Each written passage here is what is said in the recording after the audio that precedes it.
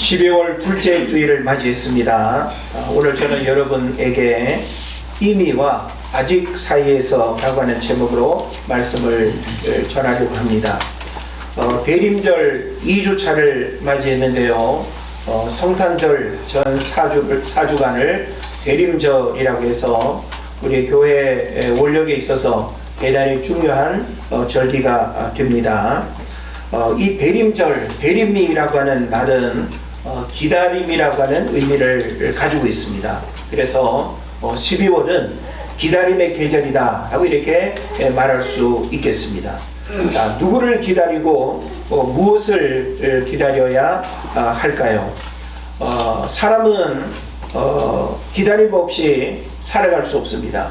기다림 없이 살아간다는 것은 참으로 어려운 일일 뿐만 아니라 하루하루 우리가 기다림 없이 살아간다는 것은 고통스러운 그런 시간일 수 있겠다 하는 생각을 해봅니다.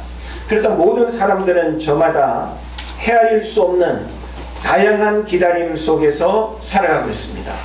제가 여러분에게 무엇을 기다리십니까? 하고 이렇게 묻는다면 내용이 다를 뿐이지 모든 사람들은 저마다 기다림이라고 하는 문제 때문에 오늘을 살아가는 거예요.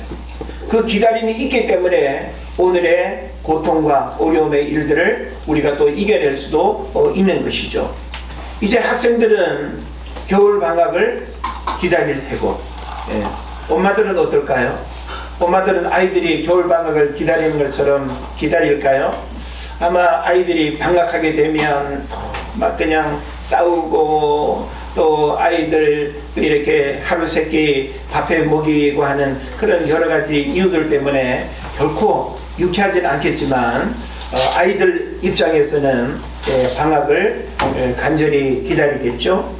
군인은 휴가와 저녁을 기다리고 대학 입학을 앞둔 고3 수험생들은 자신이 바라는 대학의 합격 소식을 기다리고 결혼을 약속한 연인은 멋진 결혼식과 신혼여행을 기다릴 것입니다. 또 투병 중인 환자는 건강한 내일을 기다리고 지구촌 곳곳에 전쟁의 공포와 두려움 속에 살아가는 사람들은 호성이 사라진 평화를 기다릴 것입니다. 여러분은 무엇을 기다리고 있습니까?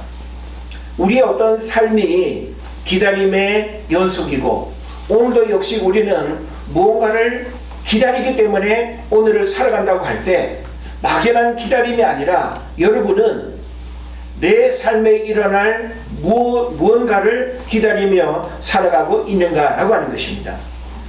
오늘을 살아가는 이유는 그 기다림 때문이기도 하다라고 하는 것을 우리가 부인할 수가 없는 것입니다. 모든 인류에게 가장 소중한 기다림이 있다면 예수 그리스도에 대한 기다림일 것입니다. 궁극적인 기다림, 본질적인 기다림, 수많은 기다림 속에 예수님에 대한 기다림을 우리가 빼놓고 무엇을 기다린다라고 하는 것은 어찌 보면 일시적인 그 기다림의 어떤 즐거움을 쫓는 그런 일들이 될 것입니다. 우리는 2000년 전 이 땅에 오신 초림의 예수님과 다시 오실 재림의 예수님 사이에서 살아가고 있습니다. 초대교회부터 교회사를 보면 가장 힘들고 어려운 시대를 살아갈 때마다 예수님을 기다렸습니다. 그래서 계시록의 마지막 메시지도 뭘까요? 마라나타 하고 이렇게 표현하고 있지 않습니까? 주 예수여 어서 오시옵소서. 그래서 우리 모든 인생은 그 기다림이 궁극적인 목적이고 우리 신앙의 마지막도 역시 마라나타, 바로 다시 오실 예수님을 기다리는 이 기다림의 메시지임을 우리가 생각해 볼 수 있는 것입니다. 그런데 이 마라나타라고 하는 이 말은 아람어입니다. 아람어로서 이 마르라고 하는 말은 주님이라는 뜻이고 나타라고 하는 말은 오소서라고 하는 뜻을 가지고 있습니다. 그런데 이 마라나타를 마라나타 혹은 또 마라나타 이렇게 어떻게 끊느냐에 따라서 그 의미가 또 달라지기도 합니다. 그래서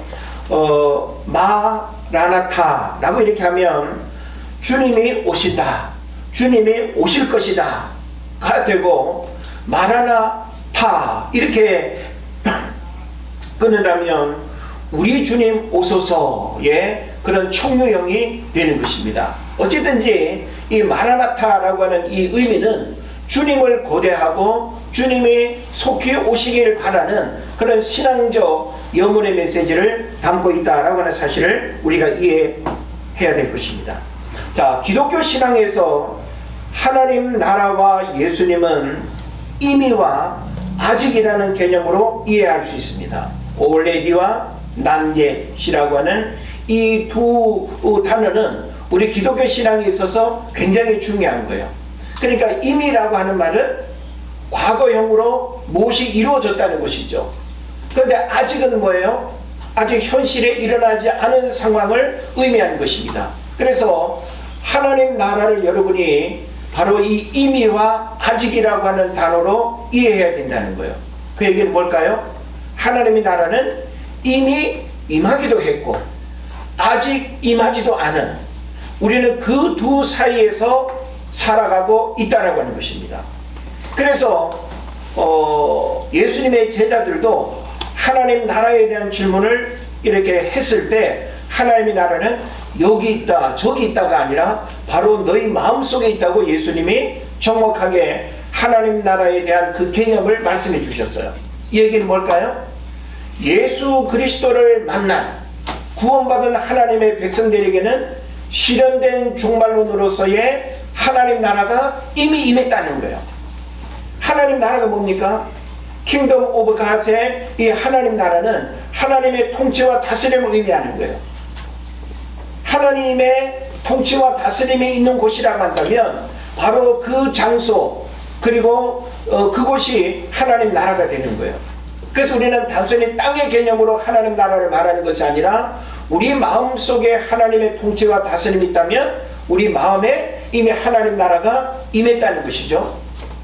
여러분의 가정을 하나님이 통치하고 다스린다면 여러분 가정이 천국이 되는 가정으로 살아가는 것입니다.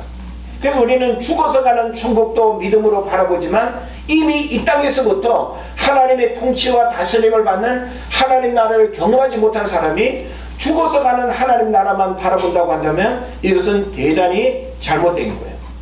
다시 말하면 하나님 나라를 이 땅에서부터 경험한 사람만이 죽어 하나님 나라에 가는 그 일이 연속적인 그런 측면에서 이어지는 거예요. 이 땅에서부터 하나님 나라를 경험하지 못하고 하나님 나라를 모르는 사람이 죽으면 하나님 나라 간다라고 하는 것은 대단히 막연한 신앙에 불과한 것입니다. 그런 면에서 여러분이 하나님 나라, 천국은 이미 이 땅에서부터 시작되었고, 그래서 우리는 이 땅에서부터 하나님의 백성으로 살아가는 줄로 믿습니다. 그래서 이 이미와 아직이라고 하는 이 개념은 하나님 나라를 그런 관점에서 우리가 이해할 수 있다는 것이죠. 그 다음에 또 우리는 예수님을 바로 이와 같은 개념으로 우리가 또 깨달을 수 있어야 되는 것입니다. 자, 예수님이 임이라고 하는 측면에서는 어떻게 우리가 해석할 수 있죠? 2000년 전 우리를 구원하기 위해서 사람의 몸을 입고 이 땅에 오셨다라고 하는 그 사실은 임의가 되는 거죠. 2000년 전에 이미 예수님이 오셨다라고 하는 거예요. 그런데 우리는 이 땅에 오신 임의로서의 그 예수님을 믿는 것도 중요하지만 아직 오지 않은 난 예수로서의 재림의 예수님을 여러분이 바라보는 것도 굉장히 중요한 신앙 고백이에요. 그래서 우리는 이미 오신 예수님, 초림이죠. 그리고 다시 오실 재림의 예수님, 그 사이에서 우리가 지금 살아가고 있는 거예요. 그래서 그 재림의 시간은 우리가 알 수 없지만 분명히 예수님이 부활 승천하시면서 약속하신 바대로 다시 오신다라고 하는 사실을 믿음으로 바라보고 살아가는 우리에게 있어서 이 땅에 오셨던 주님을 믿음과 동시에 다시 오실 그 주님을 믿음으로 바라보는 이 기다림이 바로 대림절을 맞는 우리에게 있어서 대단히 중요한 신앙 고백의 점검이 되겠다는 것입니다. 우리는 이 두 기다림의 문제들을 우리가 잘 이해하고 깨달아야 되는 것입니다.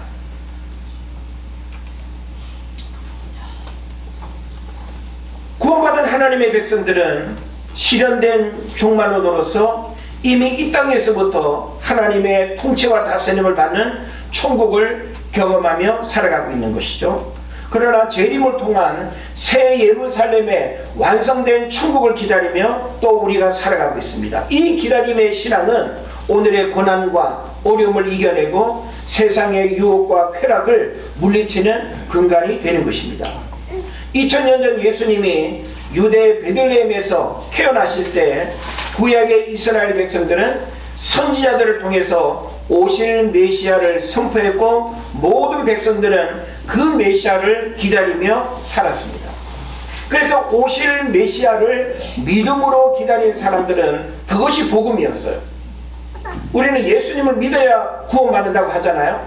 그럼 예수님 오시기 이전에 구약시대의 사람들은 아직 예수님을 알지도 못하는데 어떻게 구원받느냐, 이렇게 우리가 반문할 수 있지 않습니까? 근데 여러분, 구약시대의 구원의 조건은 오실 메시아를 믿느냐 믿지 않느냐가 구원의 조건이에요. 근데 예수님 오신 이후에 오늘 우리들에게 있어서 구원의 조건은 뭐예요? 나를 구원하기 위해서 이 땅에 오신 예수님을 믿음으로 고백할 때 구원의 조건이 되는 거예요. 그러니까 예수님 오시기 이전이나 이후나 구원의 조건에는 전혀 문제가 없는 겁니다. 예수님 오시기 이전에도 오실 메시아에 대한 믿음을 갖지 못하고 무슨 그런 메시아가 오겠어 라고 선제를 통해서 오실 메시아에 대한 메시지가 하나님께서 이렇게 증거하도록 그렇게 했지만 그것을 부정하고 믿지 않은 사람들은 구약시대에 어떤 모습으로 살았다 할지라도 그들에게 있어서 구원은 있을 수가 없는 거예요. 그러나 그 메시아를 대망하면서 오늘의 고난과 어려움을 이겨내고 메시아를 바라보는 그 어떤 신앙으로 자신의 어떤 삶을 구별되게 하나님의 백성으로 살아가기를 힘쓰고 애쓰는 그 구약시대의 사람들은 오늘 우리에게 요구되는 삶의 모습과 전혀 다르지 않다라고 하는 것입니다. 그래서 오실 메시아를 믿음으로 기다린 사람들, 그게 바로 복음이었다는 것이죠. 그래서 예수님 오시기 전에 구원의 조건은 오실 메시아를 믿음으로 바라보고 기다리는 것이었습니다. 그게 복음입니다. 그러니까 우리가 복음을 너무 복잡하게 혹은 어렵게 생각할 이유가 없는 것이죠. 그래서 아직 예수님이 오시기 전 신약 성경 복음서를 우리가 보게 되면 오실 메시아를 기다린 사람들이 소개되고 있습니다. 물론 우리가 구약 시대에도 선제를 통해서 메시아에 대한 그런 메시지들이 다양하게 언급되고 있죠. 여러 선지자들을 통해서 예수님이 어떤 모습으로 어느 곳에 그리고 또 어떤 일을 행할 것이고 예수님의 전 생애에 대한 부분들은 이미 구약의 선지자들을 통해서 다 증거되고 그리고 선포가 되었던 것입니다. 그래서 이런 어떤 메시아 대망을 이렇게 하고 살아가던 사람들 가운데 이제 예수님이 이 땅에 오실 때 즈음에 우리가 이 복음서를 보게 되면 그 예수님을 기다렸던 많은 인물들을 구체적으로 우리가 만나게 되는 것입니다. 그래서 세례 요한이 메시아를 기다렸고, 세례 요한은 예수님과 친척 아니죠. 그리고 예수님보다 6개월 먼저 태어나서 예수님의 그 오실 길을 예비하고 첩경을 평탄케 하는 그런 역할들을 했던 것 우리가 기억하지 않습니까? 그러니까 바로 이 세례 요한도 오실 메시아를 기다리는 그런 사람이었습니다. 또 우리가 성경을 보게 되면 안나가 기다렸고 시므온도 기다렸고 그리고 또 마리아와 요셉도 기다렸고 그리고 또 동방 박사들도 기다렸고 그죠? 그리고 헤롯 왕도 예수님을 기다리는 그런 모습을 우리가 보게 됩니다. 그러나 기다림의 목적은 같지 않습니다. 그러니까 헤롯 왕 같은 경우에는 오실 메시아가 자기에게 있어서는 굉장히 두려움의 대상이 되는 거예요. 왜냐하면 내가 지금 왕으로 이렇게 있는데 또 다른 왕으로 임한다라고 하는 그 사실은 엄청 경계의 대상이고 그것을 받아들이기가 어려운 문제였던 것이죠. 그래서 우리가 성경을 보게 되면 곳곳에 예수님의 이 기다림에 대한 그런 여러 인물들의 모습들을 우리가 구체적으로 살펴볼 수 있습니다. 마태복음 1장 19절 20절을 보면 요셉의 기다림이 있습니다. 마리아의 남편이죠. 그의 남편 요셉은 의로운 사람이라 그를 드러내지 아니하고 가만히 끊고자 하여 이 일을 생각할 때에 주의 사자가 현몽하여 이르되 다윗의 자손 요셉아 내 아내 마리아 데려오기를 무서워하지 말라 그에게 잉태된 자는 성령으로 된 것이라. 그러니까 천사를 통해서 수태고지를 듣게 될 때 이것을 받아들이는 일이 굉장히 어렵지 않습니까? 우리가 상식선에서 우리가 볼 때라도. 그런데 요셉은 그 상황을 현실의 눈으로 바라보지 아니하고 믿음의 눈으로 바라보고, 그리고 결혼할 아내 마리아가 아직 남녀 관계를 모르는 상황에서 임신이 되어졌다라고 하는 이 사실은 파혼이 될 수밖에 없는 그런 문제 아닙니까? 그런데 이것을 믿음으로 바라보고 수태고지를 통한 그 놀라운 어떤 역사들이 신비하게 자신들에게 일어난다라고 하는 이 사실은 얼마나 두려우면서도 얼마나 놀라운 일이 되는지 모르는 것입니다. 또 마리아의 기다림도 있습니다. 누가복음 1장 46절로 48절에 보면 마리아가 이르되 내 영혼이 주를 찬양하며 내 마음이 하나님 내 구주를 기뻐하였음은 그의 여종의 비천함을 돌보셨습니다. 보라 이제 후로는 만세에 나를 복이 있다 일컬으리로다. 마리아는 자신에게 일어난 이 일들을 인간적으로 두려워하거나 그것을 부정하지 아니하고 나를 통해서 이 땅에 오실 그 메시아를 정말 경외하는 마음으로 영적인 그 두려움으로 바라보면서 그 크고 놀라운 일들이 자신에게 일어나는 이 영적인 신비로움을 감사하고 경탄하는 그런 고백을 우리가 보게 되는 것입니다. 동방박사의 기다림도 있습니다. 마태복음 2장 2절을 보면 유대인의 왕으로 나신 이가 어디 계시냐 우리가 동방에서 그의 별을 보고 그에게 경배하러 왔노라 하니. 그래서 동방의 박사들이 몇 명이 왔죠? 3명이 왔습니까? 3명이 왔다면 여러분 이렇게 큰일 나요. 그냥 복수예요. 동방의 박사들이라고 했기 때문에. 근데 그 동방의 박사들이 아기 예수께 별을 보고 찾아와서 3가지 예물을 드렸을 뿐이지 3가지 예물을 드렸다고 해서 3명으로 우리가 이해하면 안 되는 것입니다. 그리고 동방의 박사들도 동방이라고 하는 어느 한 땅에서 별을 보며 메시아가 이렇게 온다라고 하는 메시아의 그 탄생을 이렇게 바라보면서 그 먼 길을 이제 왔다라고 하는 사실이죠. 그래서 이 동방 박사들은 예수 탄생을 기다리면서 3가지 예물을 드렸습니다. 바로 황금, 유향, 몰약을 드렸던 것이죠. 자, 또 마태복음 2장 11절에 보면 집에 들어가 아기와 그의 어머니 마리아와 함께 있는 것을 보고 엎드려 아기께 경배하고 보배합을 열어 황금과 유향과 몰약을 예물로 드리니라 라고 하면서 이 땅에 오신 예수님을 이제 기뻐하고 경배하는 모습을 우리에게 보여줍니다.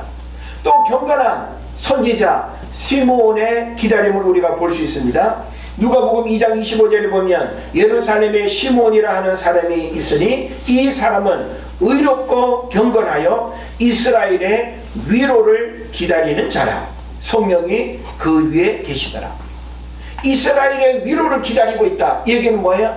지금 현실적으로 로마의 식민지 지배하에 살고 있기 때문에 현실적으로 겪는 그 고통과 또 그 압제와 자유함이 없는 그 삶으로부터 오실 메시아가 내 백성 이스라엘 백성들을 위로하실 분으로 기다리고 있는 거예요. 오늘 우리도 예수님을 기다린다라고 할 때 그 기다림의 핵심은 뭐겠습니까? 사람으로부터 위로받을 수 없고 사람으로 채워줄 수 없는 그 마음의 고통과 아픔과 그 모든 삶의 외로움을 주님 오시게 되면 우리 인간이 땅에서 겪는 모든 근심, 걱정, 우환질고는 다 사라지는 줄로 믿습니다. 그 다음에 또 안나의 기다림이 있습니다. 누가복음 2장 37, 38절을 보면 과부가 되고 84세가 되었더라. 이 사람이 성전을 떠나지 아니하고 주야로 금식하며 기도함으로 섬기더니 마침 이때에 나아와서 하나님께 감사하고 예루살렘의 속량을 바라는 모든 사람에게 그에 대하여 말하니라. 이 안나라고 하는 여인도 과부가 되고 84세가 되었다라 그랬어요. 그러니까 84년이라고 하는 긴 시간 동안 홀로 살면서 무슨 즐거움이 있고 무슨 위로를 받을 수 있겠습니까? 그의 유일한 삶의 소망은 메시아를 기다리는 거였어요. 그래서 끊임없이 성전을 출입하며 금식하며 기도하며 오실 메시아를 기다렸다라고 하는 이 사실은 오늘 우리가 과연 초림의 예수님뿐만 아니라 다시 오실 그 주님을 바라보는 그 기다림의 마음들이 과연 현대를 살아가는 우리에게 있어서는 얼마나 간절한가라고 하는 사실을 우리가 돌아보게 되는 것입니다. 자, 왜 우리는 예수님을 기다려야 될까요?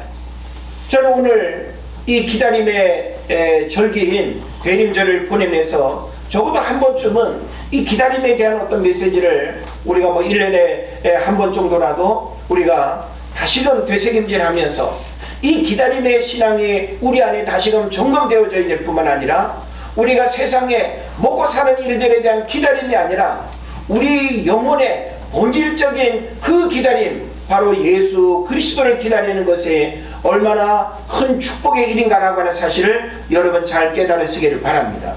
자, 그런 면에서 왜 우리는 예수님을 기다려야 하는가? 저는 두 가지 이유를 좀 이야기하고 싶은데, 하나는 구원의 완성을 위해서입니다. 자, 아직 우리는 구원의 완성을 위해서 살아가고 있죠. 구원의 완성이라고 하는 말은 뭔가 하면 주님이 오시는 그날까지 구원받은 자의 신앙생활을 포기하지 아니하고 변질시키지 아니하고 낙오하지 아니하고 하나님을 등지지 아니하고 끝까지 우리의 믿음을 구원을 이루어가는 거예요. 믿습니까? 예. 그래서 주님이 다시 오시는 그 예수 그리스도의 그 재림의 기다림이 왜 우리에게 중요한가? 바로 구원의 완성을 위해서. 우리는 그 주님이 오셔야만 이제 우리는 구원에 대한 어떤 문제에 있어서 고민하고 그 구원받은 자의 삶을 살기 위해서 참 세상에서 우리가 절제하고 또 포기하고 또 우리가 구별된 삶을 살아가는 그런 게 이제 더 이상 필요 없지 않겠습니까? 예수 그리스도의 그 재림은 바로 구원의 완성을 위해서 우리에게 대단히 중요한 기다림의 문제가 된다는 것입니다. 그리고 또 한 가지는 믿는 자에게 천국을 주시기 위해서다. 아까도 말씀드렸지만, 자, 하나님 나라는 이미 예수 그리스도를 이 땅에서 믿는 순간부터 이미 하나님 나라는 우리에게 임했습니다. 그러나 이제 완성된 천국, 그래서 주님의 재림을 통해서 이제 새하늘과 새 땅이 임할 뿐만 아니라 세상의 모든 이제 이 물질 세계가 이제 하나님의 그 창조의 어떤 섭리 속에서 끝나고 새로운 세상이 열리는 이런 이제 일들을 우리가 바라보게 되는 것입니다. 그래서 막연한 기다림이 아니고 기다림의 마음에만 머무는 것이 아니고 기다리는 자의 삶을 살아가야 되는 것, 이게 바로 오늘 기다림에 대한 부분에 있어서 우리에게 요구되는 아주 중요한 문제가 되는 것입니다.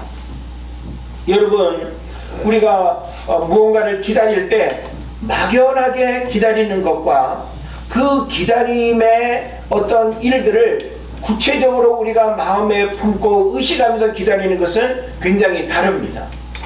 그런 면에서 우리는 이 예수님의 어떤 기다림을 막연한 어떤 기다림에 머물러 있어서는 안 된다는 것입니다. 그래서 기다리는 자의 삶을 살아가야 된다는 거예요. 우리가 기다린다라고 할 때 교회라고 하는 이 공동체 안에서만 그냥 늘 기다리는 삶을 여러분 살겠어요?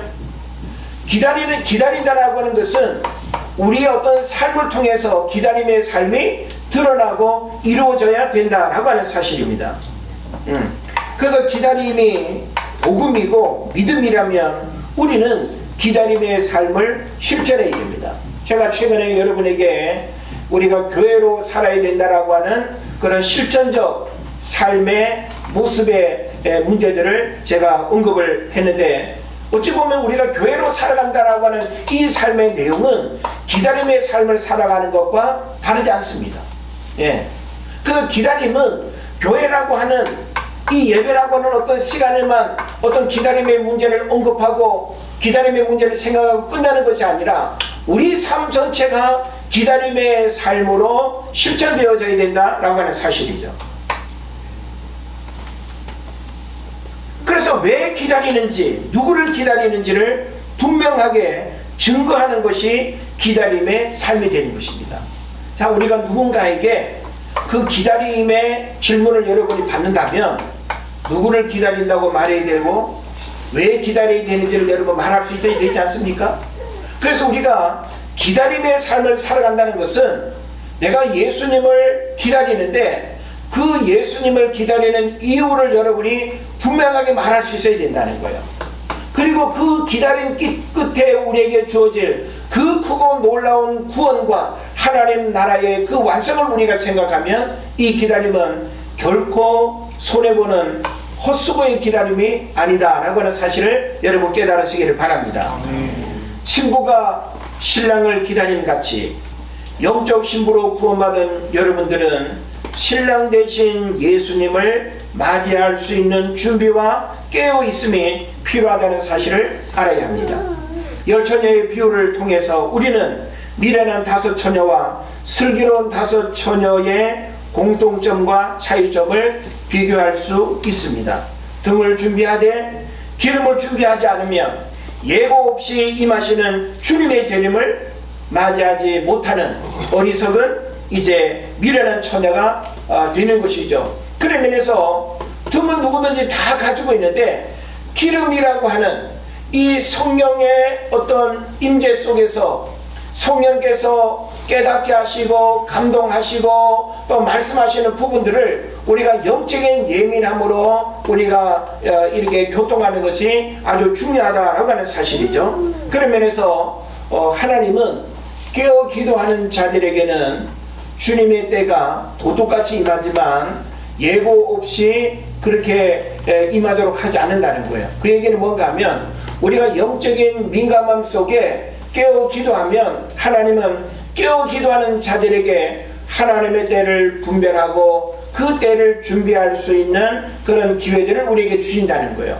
그래서 우리가 영적으로 깊은 잠에 빠지지 말고 육신적 게으름에 혹은 육신적인 안일함에 우리가 머물지 말고, 그래서 만물의 마지막이 가까웠으니 그러므로 정신을 차리고 깨어 기도하라는 말씀처럼 성경은 끊임없이 우리에게 깨어 기도할 것을 많이 말씀하고 있어요.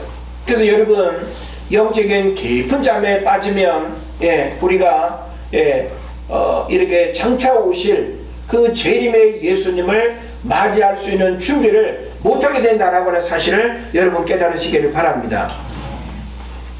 오늘날 이제 12월이 되면 거리마다 그리고 또 뭐 송년 모임을 또 위해서 우리가 또 시내를 이렇게 나가보면 캐럴송이 들리고 성탄의 분위기가 나름 느껴지긴 하죠. 그러나 여러분 성탄절의 주인공은 루돌프 사슴코도 아니고 산타크로스 할아버지도 아닙니다.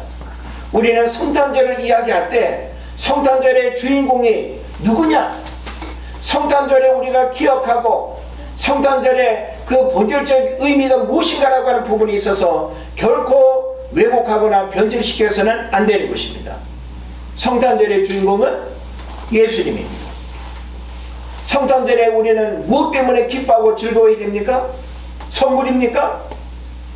외식입니까? 그냥 마냥 뭔가 이렇게 들뜨는 연말의 분위기에 그냥 우리가 취해서 되겠습니까? 우리는 내 영혼을 기쁘게 하는 그 본질적인 실체에 대한 분명한 이해와 고백이 있어야 됩니다. 바로 예수님이 우리의 구원자로 이 땅에 오셨다는 사실, 그리고 다시 오실 그 주님을 바라보는 그 기다림의 믿음이 우리에게 산 소망이 되고 기쁨이 되는 줄로 믿습니다. 그래서 우리가 성경을 보게 되면 특히 요한복음에서 예수님이 이렇게 나는 누구인가 라고 하는 사실에 대해서 참 여러 가지로 표현하고 있습니다. 자, 우리가 믿는 예수님, 우리가 그토록 기다리고 그 주님의 재림을 우리가 고대하는 그 이유는 뭘까요? 바로 예수님이 누구인가라고 하는 그 실체에 대한 이해를 우리가 분명히 하고 그 주님을 기다려야 된다는 것이죠. 그래서 우리가 요한복음을 보게 되면 나는 생명의 떡이다. 누가 말씀하는 거예요? 예수님이 말씀하는 거예요. 예수님은 자신을 향해서 에고 에이미, 나는 나다, 나는 뭐뭇이다 라고 하는 이 에고 에이미를 말하는데, 나는 생명의 떡이다, 나는 세상의 빛이다, 나는 양의 문이다, 나는 선한 목자다, 나는 부활이요 생명이다, 나는 길이요 진리요 생명이다, 나는 참 포도나무다. 누가 얘기하는 거예요? 예수님이 말씀하는 거예요. 그러니까 예수님이 지금 자신을 일컬어서 이렇게 비유로 말씀하시는 그 내용만 보더라도 예수님이 갖고 계신 이 엄청난 능력과 권세와 그 축복을 우리가 바라볼 때 우리가 그 주님을 기다린다라고 하는 것은 결코 손해보는 일이 아닙니다. 예? 여러분이 로또 복권 하나 사가지고 되어지기를 기다리는 것보다 더 확실한 것은 주님을 기다리는 자에게는 결코 꽝이 없다는 거예요. 할렐루야. 아멘. 예. 여러분이 그 주님을 기다리면 기다리는 만큼, 기다리는 그 마음만큼 하나님께서 우리에게 큰 은혜를 주일 줄로 믿습니다. 그래서 생명으로 이 땅에 오신 예수님을 모든 열방과 족속이 알고 만나야 합니다. 오늘날 예수님을 잃어버리고 살아가는 사람들이 많습니다. 예수님을 내 안에 모시고 살아갈 때 우리는 새롭게 내 안에서 역사하시는 에고 에이미의 그런 역사를 경험하게 될 줄로 믿는 것입니다. 예수님을 믿는 우리들은 따라가는 사람들이어야 하고, 닮아가는 사람들이어야 하고, 기다리는 사람들이어야 합니다. 적어도 한 해를 이제 마무리하는 우리에게 있어서 이 대림절, 기다림의 계절에 우리는 예수님을 바라보면서 이 세 가지의 마음을 가져야 된다는 거예요. 한번 따라합시다. 따라가는 사람들, 닮아가는 사람들, 기다리는 사람들. 네, 바로 우리는 예수님을 따라가는 사람들이고, 그 예수님을 닮아가는 사람들이고, 그리고 그 예수님을 기다리는 사람들인 줄로 믿습니다. 성탄절의 주인공은 아까도 이야기한 것처럼 절대 사람일 수가 없습니다. 그 누구를 예수님의 자리에 올려놓고 기뻐한다면 우리가 하나님 앞에 책망받을 수밖에 없는 것입니다. 그래서 가짜를 기다리며 즐거워하는 시대에 진짜 기다림의 주인공을 만나는 은혜가 있어야 될 줄로 믿습니다. 우리에게 예수 그리스도는 누구입니까? 바로 기다림의 주인공이다. 예수님은 저와 여러분에게 있어서 우리가 그 기다림을 생각만 하면 마음에 기쁨이 오고, 그 기다림이 결코 손해보지 않는 그런 기다림으로 우리에게 다가온다라고 할 때 그 기다림의 주인공은 예수님이 되시는 것입니다. 이제 말씀을 정리합니다. 그리스도는 생명을 주셨고, 영생을 주셨고, 산 소망을 주셨고, 세상을 살아갈 힘과 능력을 우리에게 주셨습니다. 그러나 오늘날 윌리엄 부스가 일찍이 예견한 것처럼 그리스도 없는 기독교를 경험하며 살아가고 있습니다. 오늘날 우리가 그리스도를 잃어버리고 그리스도를 기다리는 이 신앙의 본질을 우리가 잃어버리고 막연한 어떤 기쁨 속에 살아간다면 그것은 허상을 쫓는 삶일 수밖에 없다라고 하는 사실이죠. 그래서 종교인으로 전락한 바리새인적 신앙에 예수님은 우리에게 다시금 기다림의 대상이 된다는 사실을 깨달으시고, 이 땅에 오신 예수님은 2000년 전 구원자로 오셨다는 사실을 믿고 부활 승천하신 예수님께서 다시 오실 것을 약속하고 있는데, 이 사실을 믿음으로 바라보며 기다리는 여러분 되시기를 주의 이름으로 축원을 드립니다. 우리 이 시간 기다림의 예수님을 바라보면서 조용히 기도하기를 원합니다. 여러분 정말 예수님을 기다리고 있습니까? 우리가 세상에서 먹고 마시는 내가 원하는 인간적인 것들을 다 밀어내고 정말 예수님을 기다리는 마음이 어떠한지 우리가 점검했으면 좋겠습니다. 하나님은 우리에게 초림의 예수님과 재림의 예수님을 다시금 기다리고 그 기다림이 매일매일 살아가는 삶의 이유와 목적이 되기를 원합니다.